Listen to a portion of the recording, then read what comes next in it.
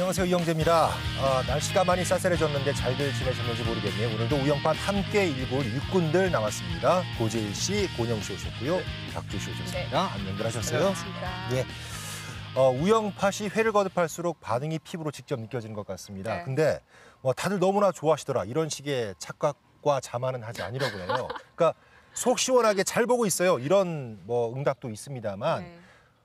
우리한테 너무 하는 거 아니냐. 사실 이런 반응도 많이 듣고 있습니다. 충분히 이해가 되는 사안이고요.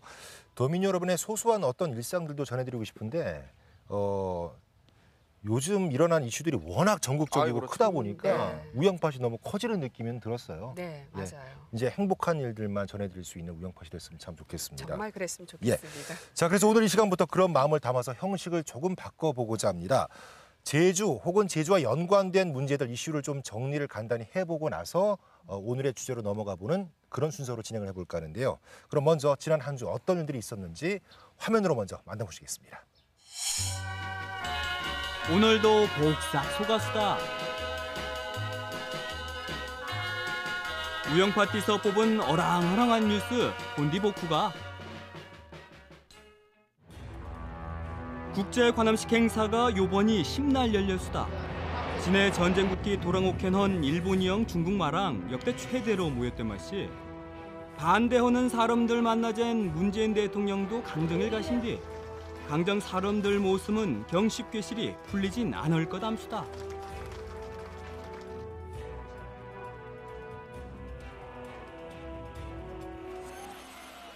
제주 소섬 특별법이 바뀐 데 넘게 9돌이 지나신 뒤도 이제도 캄캄한 게 맛이 이젠 더 지들리지 못하게 넘엉 진례로 나선 제주 서섬 희생자 유가족들이영 제주 사람들 소섬 특별법 어떤 호루벌리 통과시켜 줍석에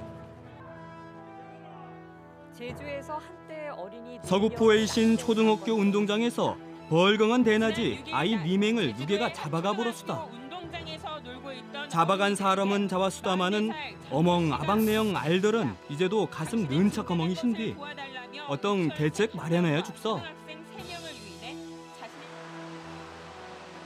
법으로 정해진 게 어성 어떤 허질 못해난 대중교통 우선 차로제 어긴 사람들 단속이 시작됐수다.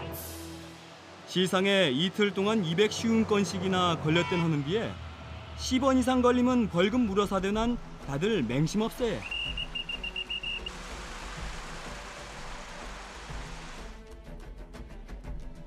렌터카 쓰는 사람들 늘어나멍 렌터카 사고도 하영 늘엄수다. 혼번은 20살 난 소나이가 또 시험번은 가족들이영 여행 온 4살 아이가 죽었수다. 곧 운전 시작한 사람도 쉽게 실이 빌려지는 렌터카. 언제민 문제가 해결될 건고에.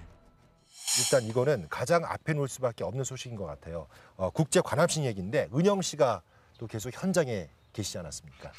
네, 많은 날 좀 내려가 있었는데요. 예.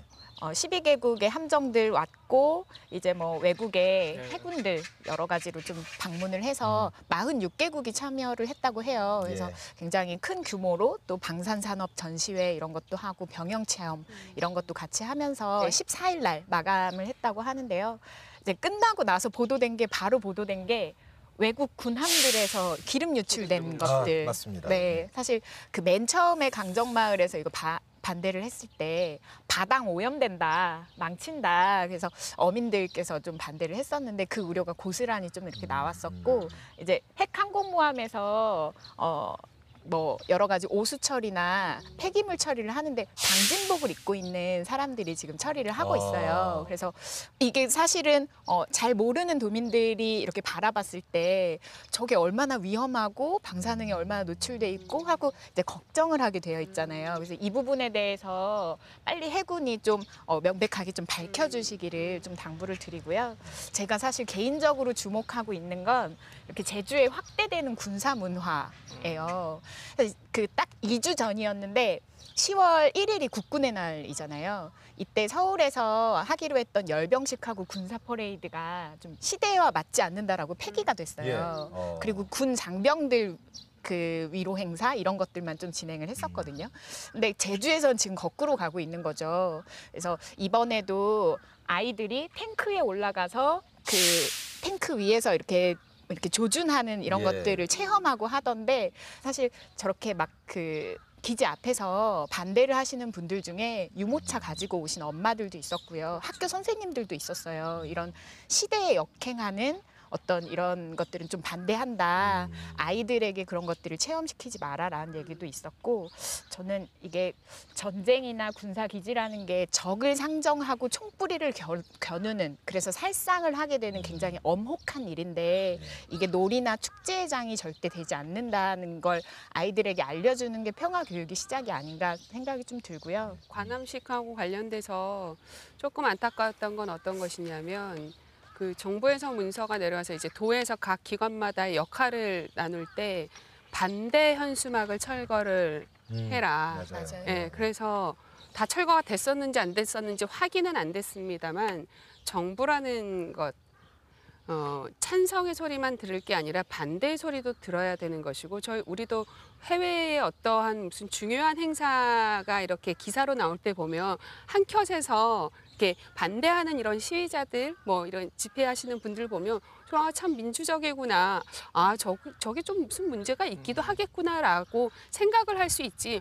뭐 저런 행사를 왜 반대하진 않잖아요. 그래서 그런 부분들은 매우 안타까웠던 부분의 한 부분인 것 같습니다. 그렇습니다. 또 하나 해석이 좀 엇갈리는 부분이 있습니다. 이 관함식 자체도 도민들의 이목을 집중시켰습니다만 더 중요한 장면, 문재인 대통령의 참석 그리고 강정 주민들과의 만남의 자리가 아니었을까 싶은데 여기에 대해서 많은 또 말들이 오갔죠. 전 현직을 통틀어가지고 이 인구 2,000명 정도에 불과한 강정마을에 여기 오셔가지고 어쨌든 오신 것 자체가 일단은 뭐 하나의 큰 사건이고, 그래도 나름대로 저 대통령께서 뭔가 이 해군기지 갈등에 대해서 뭔가 본인이 또 이제 여기서 하는 거를 또 본인이 직접 주장을 하셨다고 하니까 뭔가 이거는 출구 전략 같은 걸 좀 뭔가 만들고 싶지 않으셨는가. 그리고 이제 강정마을 주민들과의 간담회 역시 이제 제일 첫 마디가 그거 아닙니까? 이제 욕먹을 각오하고 왔다. 근데 뭐 따뜻하게 환대해 주셔서 감사하다. 어쨌든 문재인 대통령 입장에서는 뭔가 이 문제를 이제는 풀고 마을 주민들이 뭔가 이제 다시 옛날 공동체 회복을 할 수 있고 뭔가 그 주민들이 바라는 마을의 어떤 모습을 갈 수 있도록 뭔가, 그래서 그런 면에서 저는 물론 뭐 비판의 목소리는 다소 있을지는 모르겠으나 뭐 그렇다고 완전히 저 의미 자체를 저평가할 수준은 아니었다.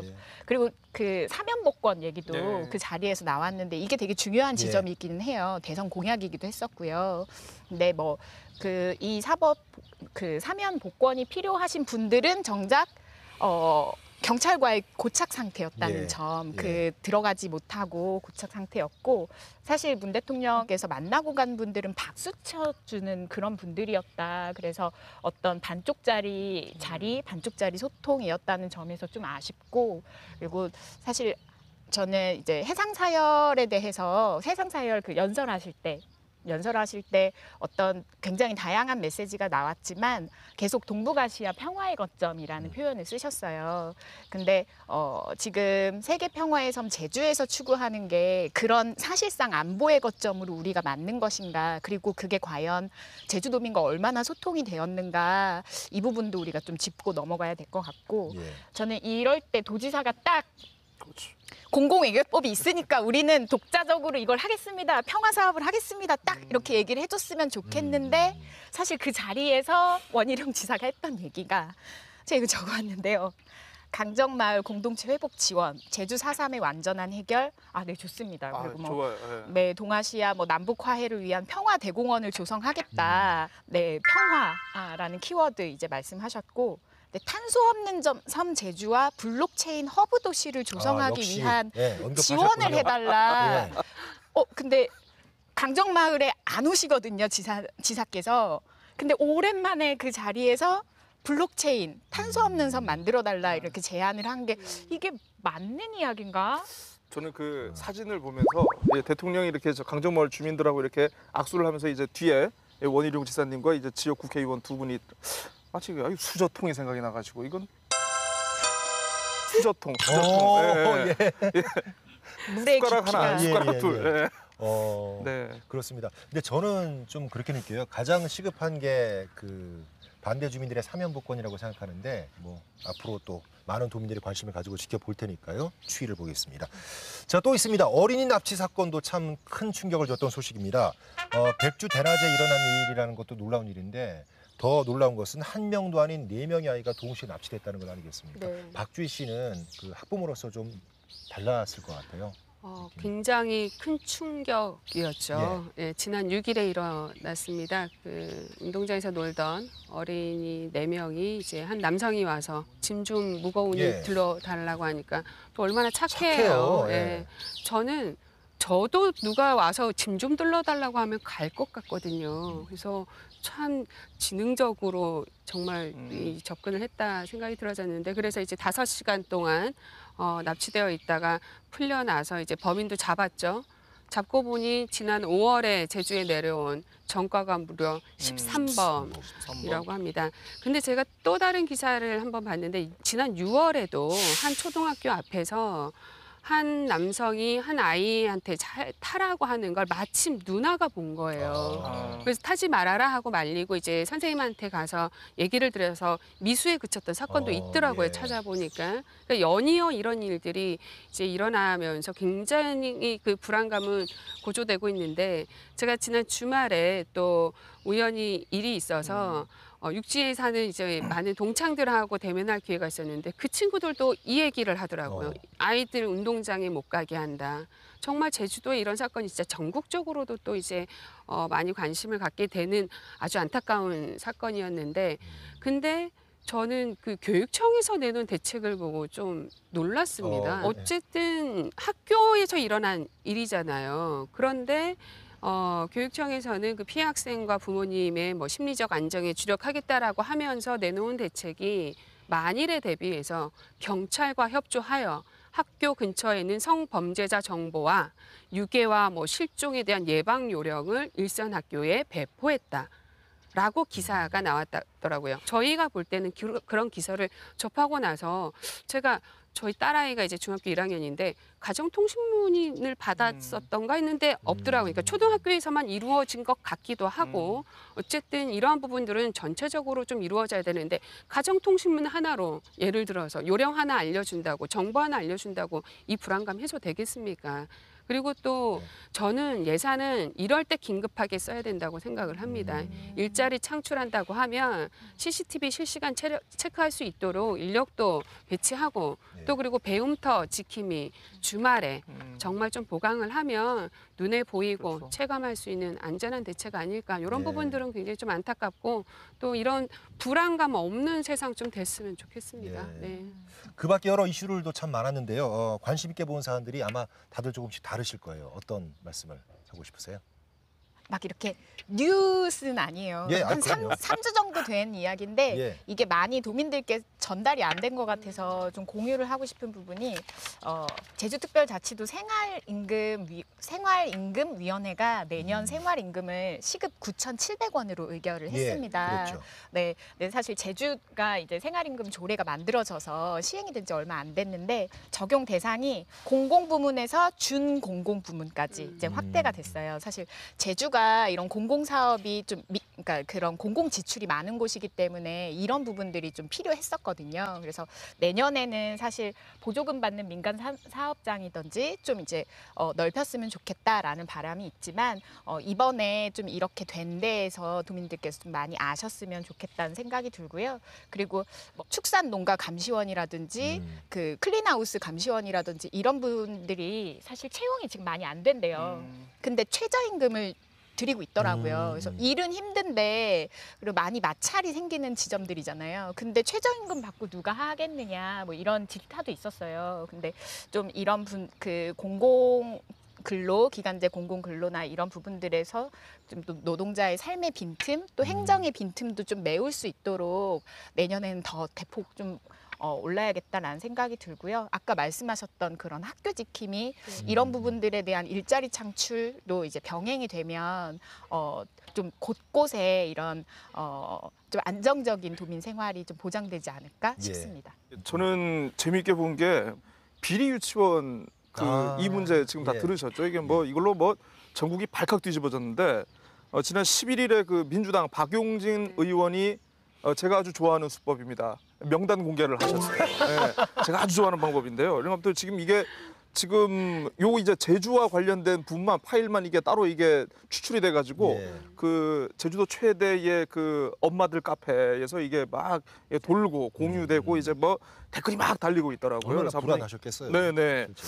보니까 이게 토탈 2014년에는 이제 18개 유치원 그리고 2016년에 이제 9개 유치원이 지금 적발이 됐는데 뭐 저도 이제 오늘 방송 준비하면서 내용을 한번 이렇게 살펴봤어요. 주로 이제 회계 처리와 관련돼서 이게 좀 이렇게 해야 좀 되는데 불편한 점이 이렇게 있었다. 좀 잘못 처리한 거 아니냐 그런 게 거의 대부분이긴 한데 재밌는 게 있습니다. 그 뭘까요? 와중에도 또 이제 저희 우영팟을 생각해가지고 또 이 원장님들이 또 아주 재밌는 자 원장님들의 보수가 너무 많다. 네. 예, 이건 뭐 그 공교육에서 이제 최고 호봉에서 받을 수 있는 급여를 훨씬 뛰어넘는 그런 분도 있었고 직원들 채용이 굉장히 주먹구구 그리고 이제 제가 아주 이제 관심 있게 본 겁니다. 제가 저번 에피소드에서 우리 양윤경 서귀포 시장님께 이제 제가 이 재테크 비법을 좀 많이 배워보려고 하지 않습니까? 네.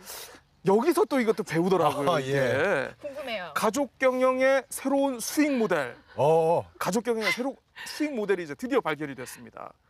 자, 먼저 뭐 전원 유치원, 예, 전원 유치원이 유치원 뒤에 원장님하고 이제 그 교무부장 두 분이 또 딸이래요, 엄마와 딸. 예, 예. 이분 소유의 땅이 있는데 여기 잔디 좀 깔고 운동기구 좀 갖다 놓고 해서 이거를 다목적 운동장으로 사용을 했답니다, 유치원에서. 예.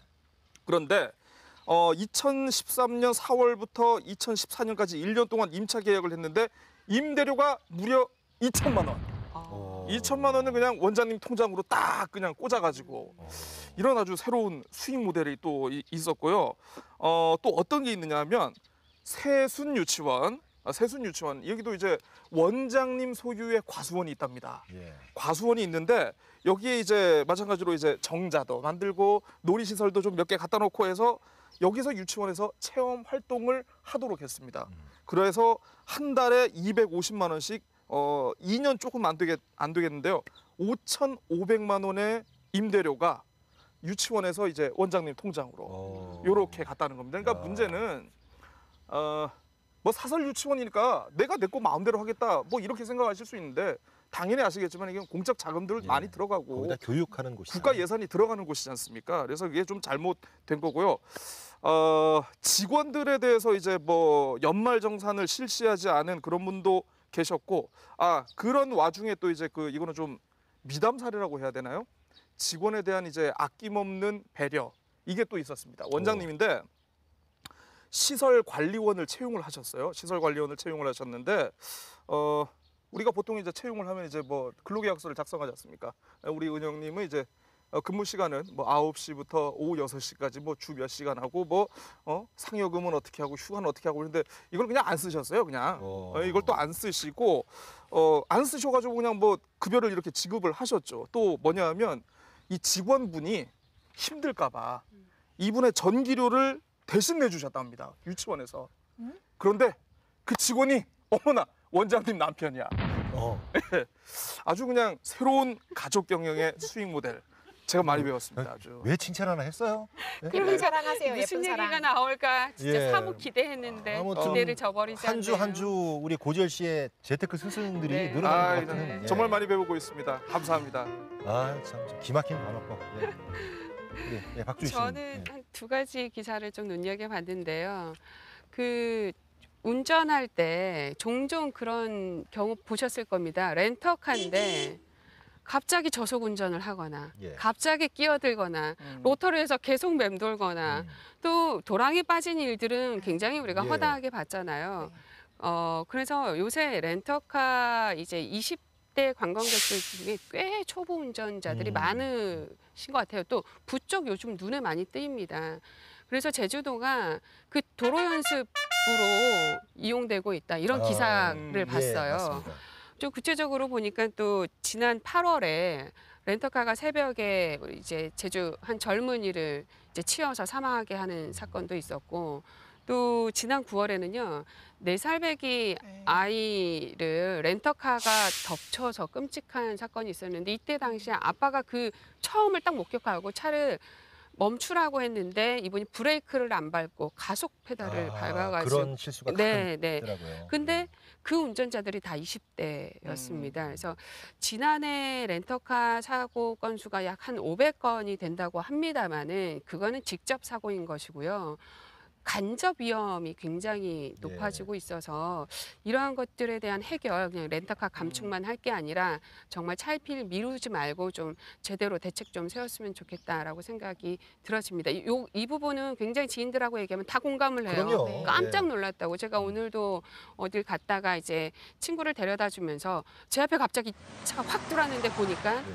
혹시 네. 그러면서 이 주제가 오늘 다뤄지는 걸 모를 거 아닐까요? 네, 이 친구랑 이제 막 그 얘기를 막 목소리 높여서 했는데 이러한 대책 좀 세웠으면 좋겠고 그러면서 뭐 한간에는 그 운전을 하면 그 보험 들어야 되잖아요. 네. 뭐 보험 증명서를 좀 제출을 하게끔 한다거나 이런 부분들은 분명 필요해 보입니다.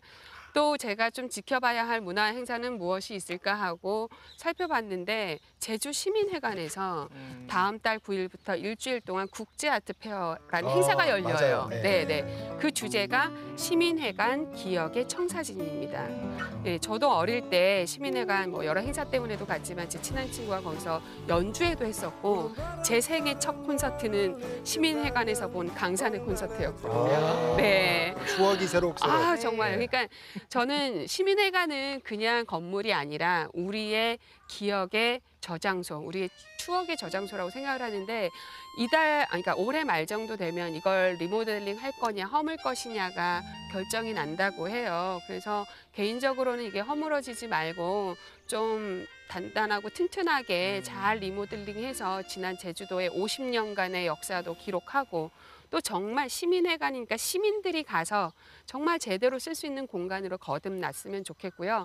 우리 이제 시청자 여러분들께서도 다음 달 열리는 이 국제 아트 페어 시민회관도 한번 가보시고 저도 꼭 가보려고 합니다. 예. 예. 추억의 장소는 그 개개인마다 다 남아 있는 것 같아요. 네. 소중한 또 자산이죠. 시민회관 하면 제주도민의. 예. 자, 최근 있었던 일들 세 분과 함께 정리를 해보는 시간을 가져봤고요. 많은 분들이 그렇습니다만 저도 특히 관심 있게 본 뉴스가 있었습니다. 지난 2일이었나요? 국회 대정부 질문에서 이 얘기가 또 나오던데 일단 오늘의 주제가 되겠습니다. 근데 시청자 여러분께 퀴즈를 좀 내드릴까 하는데 세 분은 아시니까 첫 번째, 이 얘기가 나온 지 10년이 넘었다. 그렇죠? 네. 두 번째, 도민과 특히 관광객의 삶에도 파급 효과가 상당히 클 것이다. 마지막 힌트. 고은영 씨는 왠지 싫어할 것 같은. 아니 뭐 얘기는 들어봐야 돼요. 예, 그렇습니다. 오늘 저희가 나눌 주제는요, 바로 해저 터널이 되겠습니다. 자, 바른미래당 윤영일 의원이죠. 이분이 다시 고속철도 그러니까 해저 터널 얘기를 꺼내게 됩니다. 잊을만 하면 언급되고 네. 또 다시 그렇게 되는 게 반복되는 게 해저 터널인 것 맞습니다. 같은데 지금 어떤 상황인지 좀 짚어볼까요, 최진 씨? 그러니까 이게 지금 저희가 오늘 이 주제를 다루게 되는 게 이 결정적인 계기가 아까 말씀해 주시면 그 지난 2일 있었던 국회 대정부 질문인데 예. 이게 도대체 얼마나 이렇게 되게 뭔가 피 튀기면서 심도 있게 논의가 된 건가 해서 딱 봤는데 제가 잠깐 대화록을 읽어드리겠습니다. 윤영일 의원이 먼저 예. 총리님께서 지사님 시절에 JTX라고 알고 계시잖아요. 서울에서 제주까지 고속철도. 이낙연 국무총리. 네. 자, 그다음 윤영일 의원이 전남의 자체 타당성 조사 용역 결과 서울대학교에 의뢰를 했는데 가능성이 있다고 해석됐습니다. 그러면 미래를 위해서 제4차 국가철도망 구축 계획에 이거 반영해야 되지 않겠습니까? 그러니까 이낙연 총리가 얘기가 국토교통부와 상의를 하겠습니다만 이게 좀 예산 사정이 좀 빠듯하고 총리가 또 이거를 얘기를 꺼내기가 힘듭니다. 윤영일 의원. 그러면 미리 예비 타당성 조사라도 좀 해야 되는 거 아니냐? 그러자 이제 이낙연 총리가 뭐 그 문제 포함해서 국토부하고 두루두루 상의하겠습니다. 하사 이제 윤영일 의원. 총리님 다음 질문. 우리 식량 자금 이 정도밖에 없어요, 이게. 그러니까 되게 그 두 분의 대화의 합이 하나, 둘, 셋. 그러니까 3번 정도밖에 안 되는 거예요, 이게. 뭐 이게 왜 그렇게 갑자기 이슈가 됐을까? 해서 보니까 이게 유독 이 전남 지역의 이제 몇 개 일간지와 방송이 여기서 해저 터널만 받아가지고 이걸 기사화를 시킨 겁니다. 그래서 예. 그렇게 해서 이게 쟁점으로 보여지는 것일 뿐 이건 사실 저 대정부 질문 자체도 그렇게 쟁점은 아니었다. 결국 이렇게 결론을 내릴 수 있을 것 같아요. 거기다가 그 이낙연 총리께서 네. 과거부터 지사 시절에 워낙 이 문제에 관심이 많았기 때문에 네. 윤석열 의원도 이제 이거 서로 이제 마음을 아니까 이렇게 그죠. 간단히 끝난 게 아닐까. 네. 너도 찬성 나도 찬성이잖아. 야, 하면서. 어떤 좀 해봐라 좀. 좀 해야 될 거 아니냐. 요 작은 질의에 대해서 갑자기 이렇게 보도가 막 쏟아져 나오고 기다렸다는 듯이 아이고 사설까지 나오다니까. 네, 이렇게 되고 있는데 역사와 전통을 자랑하는 논란이더라고요. 네. 제가 이걸 찾아보니까 맞습니다.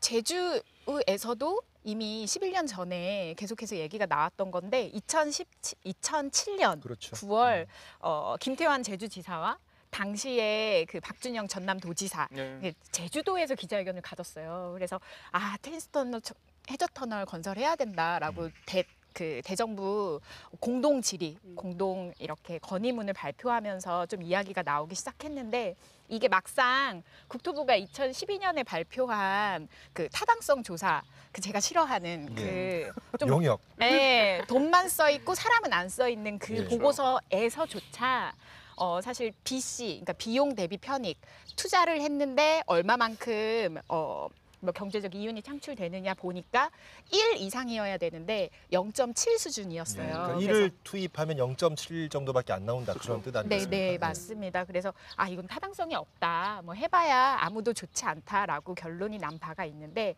이게 그 이유에 쏙 들어가야 맞는데 잊혀질만 하면 꺼내지고 있어요. 근데 문제는 그 잊혀질만 하면 다시 얘기하는 게 지금 이낙연 총리였고 전남도 지사 시절부터 말씀하신 대로 그때부터 얘기를 했지만 청와대로 옮기면서 마지막 인사에서까지 장기적으로는 해저터널을 건설하는 방향으로 가야 한다고 생각합니다. 이렇게 얘기를 하셨었죠. 그래서 어떤 강한 의지는 이미 보여왔다. 그렇다면 이번 질의는 러브콜이 아닌가. 맞는 게 이제 해저 터널 사업은 이게 다른 SOC하고는 달리 이게 쌍방이 존재하는 사업 아니겠습니까? 네. 이게 그래서 일방의 러브콜만으로 이 사업을 추진할 수 없는 게 맞긴 맞아요. 그렇죠. 그래서 네. 근데 어쨌든 이제 이게 10년이 넘은 논란이고 2007년 아까 얘기를 하셨는데 이게 진짜 정말 이게 스파크가 튀긴 게 바로 이제 2016년 1월에 있었던 우리 그 제주공항 맞아요. 폭설 대란. 네. 네. 이때를 기다렸다는 듯. 답은 해저 터널이다. 그래서 그때 이제 전남도에서 이제 해저 터널 명분으로 내세웠던 게 크게 네 가지거든요. 이제 자 봐라, 제주공항이 저렇게 한계를 보이고 있지 않느냐. 그리고 해저 터널이 뚫리면 제주 관광에도 많은 발전이 있게 된다. 세 번째, 이 충분한 이제 이 관련 기술력을 좀 발전시킬 수 있는 그런 여건이 될 것이고 관련 산업이 많이 발전할 수 있게 된다. 뭐 그런 의지인데 어쨌든. 우리 제주 입장에서는 뭐 제주에서도 찬성하는 목소리도 있고 반대하는 목소리도 있긴 있는데 우리가 좀 우리와는 상관없이 일방의 생각만으로 좀 논의가 계속 진행되려 한다는 거는 좀 굉장히 좀 불편한 게 사실입니다. 그렇긴 하죠. 예. 자, 그 근본으로 한번 돌아가 보겠습니다. 해저 터널 말 그대로 바다 밑에 길이 난다는 뜻인데 그렇죠. 예, 지금 그 구상을 하고 있는 해저 터널이란 어떤 형식일까요? 일단은 제가 해저 터널에 대해서 우리가 바로 들어가 버리니까 도민들께서 그건 무시거라 할 것 알망에 예. 제가 조금 간단하게 설명을 드리겠습니다. 해저 터널이라고 하면 어디서부터 어디서 뚫는 건 알아야 될 거 아닙니까? 그러니까 일단 해남, 네. 그다음 중간에 복일도, 추자도, 그래서 제주를 거쳐서 총 167km 예. 구간인데요. 바다를 통하는 해저 구간은 약 74km 예, 맞나요? 예. 네, 라고 합니다. 총 그 기간만 11년, 드는 금액은 14조 6천억 원이라고 하는데요. 이게 만약 개통이 되면 제주에서 서울까지 2시간 반 만에 갈 수 있다라고 이런 뭐 타당성 조사할 때 나왔다고 합니다. 일단은 그렇게 결과는 나왔습니다만 아까 설명한 대로 경제성이 없다라는 이유로 모든 것이 다 중단되었는데 꾸준히 계속 얘기하는 건 아까 뭐 그런 거죠.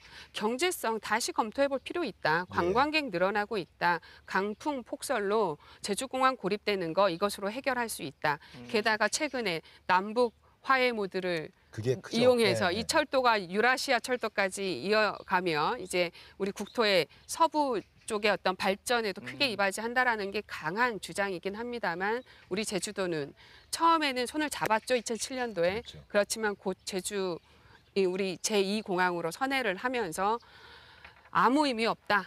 뭐 계속 부정적인 시각으로 바라보고 있고 또 원희룡 지사께서는 이미 발언도 예. 그렇게 하고 있죠. 그런데 중요한 건 제가 지금 이 얘기가 왜 나왔을까 생각해 보면 제2공항 추진 순탄치 않고 있지 않습니까?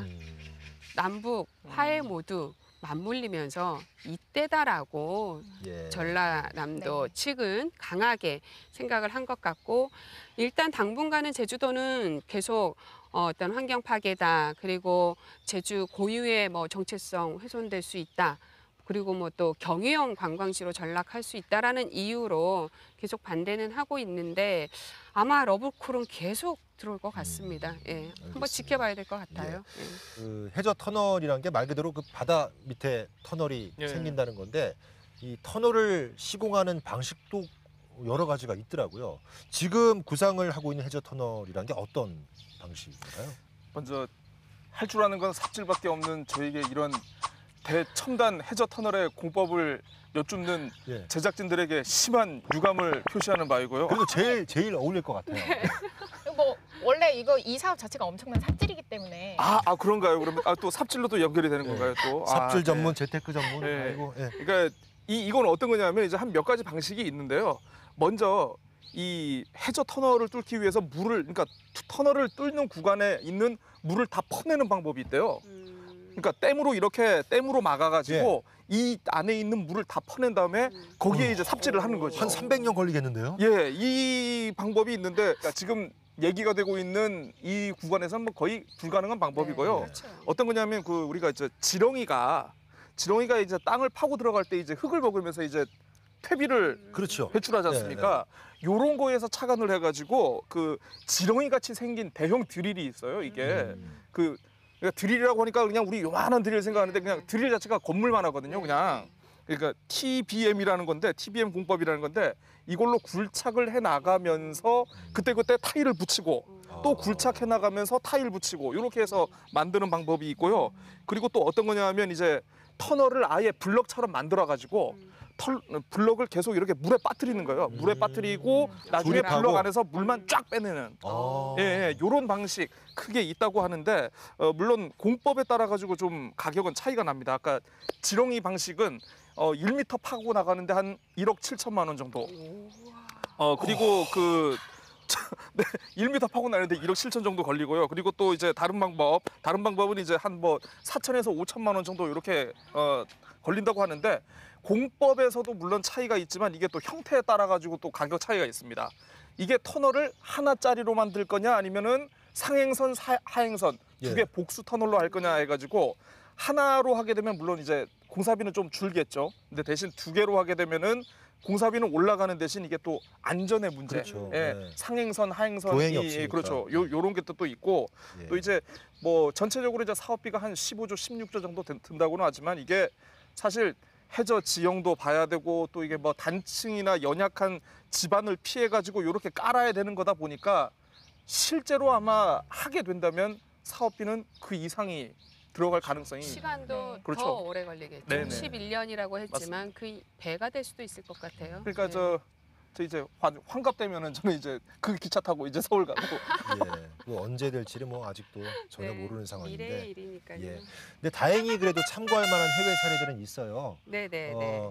만약에 해저 터널이 제주도에 뚫리게 되면 그것들보다는 훨씬 긴 구간이 되긴 하겠지만 일단 일본 있죠. 네, 혼슈에서 홋카이도를 잇는 네. 터널이 있고요. 이게 뭐 20몇 킬로 해저 구간이 네, 그렇다고 그렇죠. 하고 또 영국과 프랑스를 잇는 유로 터널 공식 명칭이 채널 터널이라고 채널 하는데 터널. 일단 그 건설이 됐던 터널들의 어떤 분석 추이를 생각해보고 우리도 예측할 수 있는 것 아니겠습니까? 그렇죠. 예. 네.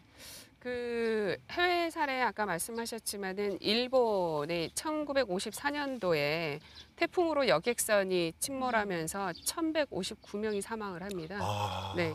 그래서 이 혼슈와 홋카이도를 잇는 아까 얘기한 세이칸 터널이 이제 88년도에 개통이 됐죠. 역시 사고가 계기였네요. 네, 그렇죠. 음. 안전의 문제였던 거죠.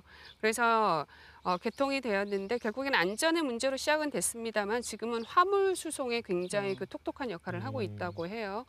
그리고 그 영국과 프랑스를 잇는 채널 터널이라고 했는데요. 제가 직접 가보셨으니까 또. 지난해 오신 적 겨울에 있다고. 기회가 있어서 갔는데 아침을 프랑스에서 먹고 점심은 영국에서 먹었어요. 와. 뭐 영화에서만 되게 보던. 뭔가 되게 예. 있어 보이는. 근데 비행기를 타지 않으니까 조금 더 편안함도 있었고요. 안전함도 있었고 또 참 신기하기도 했어요. 예. 그랬는데 이 터널은 이 연결을 하는 이 사회적 논의만 한 200년이 걸렸다고 예. 해요. 그래서 94년도에 개통이 됐는데 여기는 해저 구간이 약 37.9km로 가장 또 최장입니다. 이 채널 터널은 유럽 통합의 상징이죠. 예. 예. 각 유럽 국가들의 어떤 응집력을 높이는 긍정적인 효과도 있고 예. 또 양 국가의 어떤 여러 가지 뭐 일자리 창출도 있었고 관광도 예. 확대되고 해서 긍정적인 효과는 많은데 중요한 건 배하고 항공기를 이용하지 않다 보니 항구의 타격이 크고 그 네. 주변이 또 이제 아무래도 또 소멸하는 이러한 부작용도 있는데 저는 중요한 관점은 오래 걸렸다는 겁니다. 일본의 경우는 한 50년 걸렸고요. 영국, 프랑스는 한 200년 걸렸습니다. 우리는 이제 10년 예. 간 넘겼고 이마저도 손이 맞지 않고 있지 않습니까? 그렇죠. 중요한 건 오랫동안의 사회적 논의 과정이 분명히 필요해 보이고 그 도민의식 조사를 2011년도에 했더라고요. 그때 당시 찬성이 70% 예, 많이 나왔더라고요. 네, 돼요. 전남하고 비슷하더라고요. 네, 비슷했고 왜냐하면 2007년 이후에 논의가 중단되었음에도 불구하고 2011년도의 조사에서는 그렇게 높은 수치로 나왔고 게다가 그 긍정적인 효과에 있어서 아까 얘기했던 인적 물적 교류의 확대, 그리고 경제가 발전할 수도 있겠다. 그리고 교통수단이 다양해지면 좋겠다. 물론 반대 이유에는 우리 아까 언급했던 섬의 정체성 상실, 환경 오염 이렇긴 합니다만 당시에는 그러한 부분들이 굉장히 높았고 우리가 보통 그러면 섬이 아니야 막 이런 얘기들을 하잖아요. 근데 그 조사에서는 물론 섬의 고유성을 상실할 수도 있겠다라는 사람들도 많았지만 생긴다고 해서 정체성은 유지될 것이다라는 비율도 굉장히 높게 나타났더라고요. 그래서 이런 부분들은 지금 제2공항에만 집중할 것이 아니라 제2공항 지난 선거를 앞두고 4월에는 반대가 약 50%까지 갔었죠. 예. 이런 어떤 도민 인식 조사도 좀 필요하고 공론화 과정 좀 반드시 필요해 보입니다. 네. 어쨌든 이 해저 터널에 대해서 찬성 반대가 있는 이유는 각각의 다 이유가 있습니다. 이슈들이 있는데 경제성 만약에 제주에서 해저 터널이 생기면은 어떻게 보십니까? 많이 좀 힘들 것 같기도 한데. 일단 공사비 자체도 굉장히 크고 시간도 많이 걸리는데 저는 옛날에 이제 도청 공무원 분께 들었던 게 뭐냐면 그때 이제 2007년에 이제 그때 긍정적인 여론이 있다가 이제 나중에 가서 이제 좀 이게 삐끗난 게 유지비 문제가 또 이게 크다고 하더라고요. 이게 그러니까 터널은 뭐 어떻게 만들려면 할 수는 있겠는데 이게 유지할 수 있는 정도의 수익을 과연 낼 수 있을 것인가? 이것은 국가 간 연결이고 제주에서 유라시아까지 연결을 한다라고 한다면 그 건설에서부터 유지 비용까지 국가 책임으로 가는 게 맞다라고 보여지고 예. 중요한 건 그를 통해서 우리가 어떤 지역의 어떤 네. 상생 발전을 할 것인가에 대한 부분으로 접근했을 땐 저는 경제성 부분에 있어서는 어려운 거 말고 일단 물류 비용 상당 부분 해소하겠다. 우리 제주도 농산물들 올라갈 때마다 배, 항공 얼마나 전쟁입니까? 이런 부분으로만 봤을 때는 저는 경제성에 대한 부분들 물론 비용 대비 이렇게 들어간 소요 예산에 비해서는 턱없이 부족할 수는 있겠지만 당장의 효과는 있을 것이다. 그런 부분으로 봤을 때는 해묵은 제주도의 어떤 문제가 쏙 시원하게 그때쯤 되면 해결되겠다. 20년이 걸릴지 30년이 걸릴지 모르겠지만 일단 그런 부분 하고요. 일단 저는 우리 아이들의 미래가 보다 자유로워질 수 있다라는 부분. 일단 항공기나 이런 것보다는 비용이 저렴해질 것 아닙니까? 그런 것도 한편으로 봤을 땐 경제성이라고 저는 생각을 하고요. 제가 서울에 우면산 터널이라는 곳이 있어요. 이게 민간 기업에서 공사비를 그러니까 공사를 집행하고 이게 통행료나 이런 부분들로 아니면 여러 가지 부대 사업으로 그 공사비를 회수하는 형태거든요. 아까 채널 터널처럼 이런 되게 전형인데 지금 여기서 2,500원의 통행료를 받아요. 이게 서울에서도 계속 높다 이야기가 나오는 건데 지금 제주에서 이 기간 그 공사 구간도 그렇고 공사 비용도 그렇고 딱 여기에 100배 수준이거든요. 그러면 25만 원을 받아야 정말 그냥 단순 수치로 이게 위험한 거긴 하지만 단순 수치로는 그런데 이 어마어마한 공사비가 민자 투자로 됐을 때 그 공사 비용을 어디서 이제 회수를 할까? 결국엔 이용하는 도민들과 관광객에게 통행료를 징수를 할 것이고 거기 그 많은 부대 사업들을 통해서 결국엔 국민들의 호주머니에서 예. 그런 것들이 이제 나가게 되는 거거든요. 사실 그동안 제주도민분들께서 이 공항 건설에 집중하느라고 해저터널 반대했으니 우리가 참았다.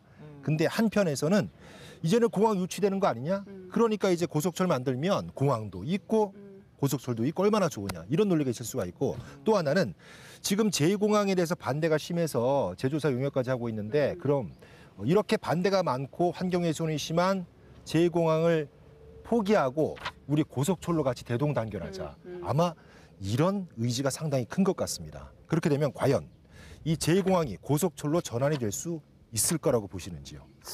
기본적으로 그 주요 정책 결정을 담당하는 분들, 이 포스트에 있는 분들의 발언을 들어보면은 아마 좀 당분간은 어렵지 않을까 싶긴 합니다. 그래서 문재인 대통령께서도 이제 후보 시절에 그 제주 해저 터널을 심지어 4대강 공사에 비유하면서 이거는 좀 맞지 않는 거 아니냐라고 이런 얘기를 하셔가지고 그때 그 공약에서 뺐어요. 포함되지 않았죠. 공약에서 빼가지고 네. 그 광주 전남 지역 그냥 여론이 그냥 발칵 뒤집어지게 한번 있었거든요. 그래서 일단은 기본적으로 지금 대통령께서는 별로 생각이 없다. 네. 그런 생각도 있고 또 이제 그 일단 그 두 번째 포스트에 있는 이제 원희룡 도지사를 보면은 이게 또 저 2016년 그때 6월 28일이었나 그때 취임 2주년 기자회견을 했어요.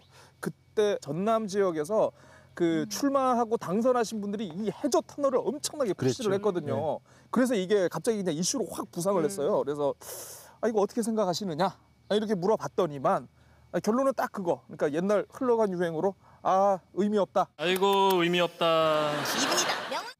의미 없다. 딱 이 얘기를 하시더라고요. 그래서 그리고 이제 이 중국 해남성을 비교를 하면서 거기도 900만 명이 살고 있는 섬인데 본토하고 거리가 20km밖에 안 된다.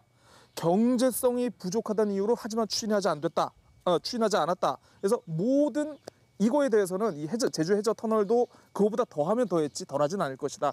아예 논의 자체가 무의미하다. 이렇게 얘기를 하셨더라고요. 그래서 아마 그 대안으로서의 해저 터널은 좀 상당히 좀 당분간은 불이 붙기는 어렵지 않을까 싶습니다. 이미 대한민국 국민들은 위대한 국민이고 도민들도 이미 위대한 도민이라고 생각합니다. 굉장히 현명하다고 생각을 합니다. 제2공항이든 해저터널이든 혹은 제3의 어떤 교통수단이든 간에 중요한 것은 도민들께 물어봐야죠.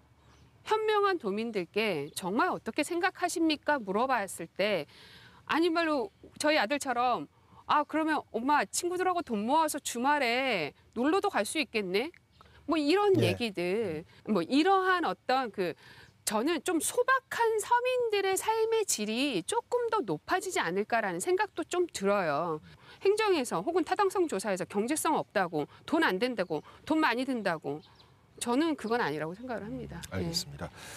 저는 이 해저터널의 발화 지점이 어디인가 이렇게 짚고 넘어가면 사실 필요하다고 맨 처음에 얘기했던 게 전남이고 이거를 좀 살펴보면 지금 뭐 관광객이 많이 들어온다는 것과 물류비가 준다 이런 이점 외에 우리가 가질 수 있는 실질적인 이점이 그렇게 많지 않아요. 게다가 지금 저희가 제주가 관광객이 너무 많아서 문제잖아요. 근데 이 이점조차 사실 지금 2018년도에는 조금 떨어진다. 그렇다면 지정학적 위치상 어떤 물류와 교통 연계의 중심지 이런 관광 허브로 거듭나는 거는 제주가 아니라 아까 경유지 얘기하셨는데요. 제주가 아니라 전남일 거란 말이에요. 그래서 저는 그렇게 200년간 그 영국과 프랑스가 사회적 합의를 했던 거는 결국 이해관계, 그러니까 이해 지점의 평등한 그 상태에서 그 터널이 지어졌다라고 이제 생각을 하는 것이고, 지금은 제주와 전남의 이해관계가 평등하지 않다. 우리가 그렇게 이점이 없을 것이다라는 생각이 들어서 이제 이런 부분들에 대해서 우리가 제대로 연구한 적도 없으면서 이렇게 강행하는 것은 사실 좀 순서가 맞지 않다. 좀 지켜봐야 된다 생각합니다. 자, 한 번 결정을 내리면 돌이키기 힘든 것들이 참 많은데 해저 터널, 철도 이런 것들은 더욱더 그렇지 않나 싶습니다. 정말 신중해야 할 문제고요. 시간과 지혜가 모두 필요한 부분인 것 같습니다. 자, 끝으로 오늘 그 우영팟은요, 오리지널로 돌아가서 오늘의 송키 추억에 네. 오늘의 송키 시간 다시 한번 갖도록 하겠습니다. 자, 해저 터널 오늘의 송키로 표현한다면 어떤 게? 예, 이 아마 해저 터널이라는 거 어떻게 보면은 제주라는 체질, 제주라는 생태계를 진짜 완전 바꿀 수 있는 좀 그런 가능성이 있는 거라고 보고, 그러니까 좀 충분한 논의가 필요하지 않을까 보고 저 조리대를 심겠습니다. 조리대? 예. 그래서 저는 조리대로. 조리대. 예. 좋습니다. 예. 은영 씨. 저는 이런 국책 사업들, 인프라 사업들이 제주의 의견은 좀 무시된 채 진행되는 측면들이 있고, 여기에 대해서 좀 우리의 지역성을 좀 밀어내고 있다고 생각이 들어요. 그래서 오늘은 토종 씨앗을 심고 싶습니다. 아. 푸른 도색이 콩이라고. 네, 독세기 콩이라고 있는데요. 대부분의 콩은 사실 전국적으로, 전 세계적으로 개량종에 밀려서 많이 사라졌어요. 예. 자본에 밀려서. 근데 이거는 제주 우영팟 지금 곳곳에 다 있거든요. 그래서 차라리 이런 토종종자 교류 사업, 이런 걸 북한이나 다른 동아시아 지역과 교류하는 이런 것들이 지역과 지역을 연결하고 교류하는 진짜 연결 사업, 평화 사업이 아닌가, 그런 생각도 좀 들고요. 알겠습니다. 마지막으로 박준 씨. 저는 지금 우리 이 정원에도 있는데요. 예. 우영팟 한켠에 있는 감나무에서 감을 따서 예. 홍시를 만들어 먹고 싶습니다. 네, 홍시하면 예. 그 떠오르는 유명한 대사가 있죠. 혹시 저는 제 입에서 고기를 씹을 때 홍시 맛이 났는데 어찌 홍시라 생각했느냐 하시면 그냥 홍시 맛이 나서 홍시라고 생각했는데 와. 라는 대사요. 예. 그 제주어 드라마 다시 찍으면 우리 배우로 한번 네. 잠그면 그 어울리네요. 섬은 네. 늘 그렇게 섬이라고 생각합니다. 우리가 무엇이 오고 가고 이어지고 한다고 해서 저는 그 섬 고유의 것이 사라진다고 생각하지 않는데요. 일단 중요한 것은 우리가 그 섬을 어떻게 잘 보존하고 어떻게 잘 발전하느냐의 길인 것 같고, 홍시의 맛 내가 느꼈지 않습니까? 예. 도민의 생각, 도민의 의견 귀담아 듣는데 정말 게을리하지 않았으면 좋겠습니다. 그렇습니다. 예. 아무튼 뭐 이 문제는 우리의 문제 아니겠습니까? 다른 지방 그리고 그럼요. 중앙에 의존하지 말고 우리가 판단하는 게 상당히 중요한 문제일 것 같습니다. 세 분 수고하셨고요. 예. 오늘도 작지만 알찬 우영팟 같은 제주를 꿈꾸며 여기서 인사드리겠습니다. 감사합니다. 안녕히 계십시오. 우영팟.